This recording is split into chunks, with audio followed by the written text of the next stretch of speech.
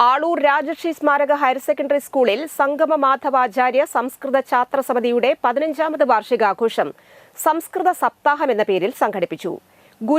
ഗുരുകുല സ്ഥാപകാചാര്യൻ ഡോക്ടർ കാരുമാത്ര വിജയൻ ശാന്തി ഉദ്ഘാടനം ചെയ്തു. പ്രധാന അധ്യാപിക ജൂലിൻ ജോസഫ് അധ്യക്ഷത വഹിച്ചു. TCV റിപ്പോർട്ടർ ശ്രീകേഷ് വെള്ളാനിക്കരയെ ചടങ്ങിൽ ആദരിച്ചു.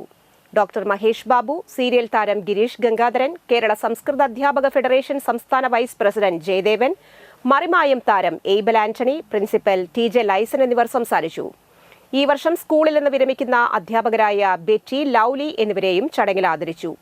SSLC പരീക്ഷയിൽ സംസ്കൃതം വിഷയത്തിൽ ഫുൾ A+ നേടിയവരെ ഉപഹാരം നൽകി അനുമോദിച്ചു.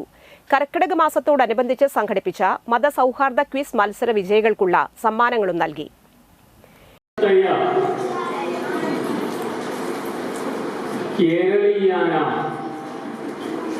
സംസ്കൃത ഭാഷ അപരിചിത അന്യ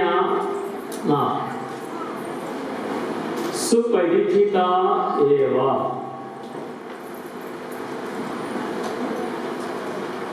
അസ്മാകം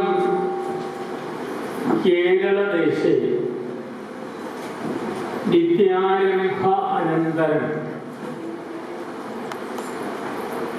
പുരാതനകാലതഃ ആരഭ്യ അസ്മദീയാഃ പൂർവികാഃ.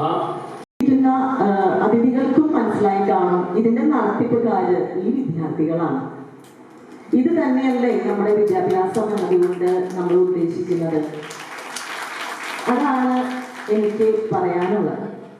അപ്പോ ഒരു പക്ഷേ ആ സംസ്കൃതം എന്ന് പറയുന്ന നമ്മുടെയൊക്കെ പാരമ്പര്യം അത് തന്നെയാണ്. ഇത് നമ്മളൊക്കെ നോക്കി കാണുകയാണ്.